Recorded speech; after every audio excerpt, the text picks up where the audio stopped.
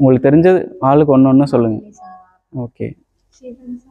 சீரக சம்பா, சிவன் சம்பா, basmati. Okay okay okay.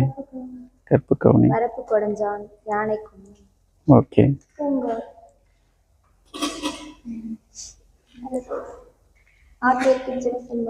வேற மாப்பிள்ளை சம்பா சொல்லிட்டாங்க, பூங்கார் சொல்லிட்டாங்க. ம்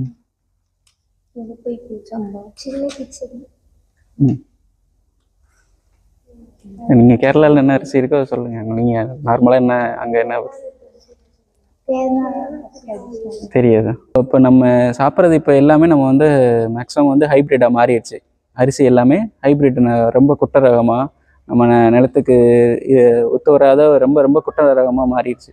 நம்ம பாரம்பரியமாக நம்ம உணவு உட்கொண்டது வந்து இப்போ சொல்லணும்னா நம்ம கையில் எவ்வளோ இருந்தது அப்படின்னா கிட்டத்தட்ட 1,00,000 வெரைட்டிக்கு மேலே இருந்திருக்கு. தமிழ்நாடுக்குள்ளே மட்டும் இந்தியா ஃபுல்லாக பார்த்தீங்கன்னா அந்த அரிசி வகைகள் மட்டும் 1,00,000க்கு மேலே, அதுக்கு மேலே இருந்திருக்கு. கண்டுபிடிக்கப்படாது, பேர் வைக்கப்படாதுன்னு எவ்வளவோ இருக்குது. இப்போ இங்கேருந்து ஒரு 40-50 கிலோமீட்டரில் வேதாரண்யம் இருக்குது, நீங்கள் கேள்விப்பட்டிருப்பீங்க. அந்த அந்த ஊரில் பகுதிகளில் பார்த்தீங்க அப்படின்னா ஒவ்வொரு வீட்டுக்காரங்களும் ஒவ்வொரு ரகம் வச்சுருப்பாங்க. ஏன்னா அவங்க நிலத்துக்கு ஒவ்வொரு இடம், அந்த நிலத்துக்கு ஏற்றாப்புல தான் அது வரும்.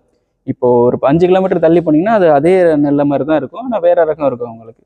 ஸோ இப்படி நிலத்துக்கு ஏற்ற மாதிரி நம்ம ரகத்தை பயிர் செஞ்சால் மட்டும்தான் நமக்கு வந்து அதில் சத்து வந்து நமக்கு கரெக்டாக வந்து சேரும். இப்போ நம்ம ஒவ்வொரு பாரம்பரிய ரகத்துக்குமே ஒவ்வொரு ஸ்பெஷாலிட்டி இருக்குது. இப்போ அவங்க சொன்னாங்க பூங்காரில் முக்கியமாக பார்த்தீங்கன்னா பூங்கார் வந்து யாருக்கு ப்ரிஃபர் பண்ணுவாங்க அப்படின்னா பெண்களுக்கும் தாய்மார்களுக்கும் கை குழந்தைகளுக்கும் முக்கியமாக.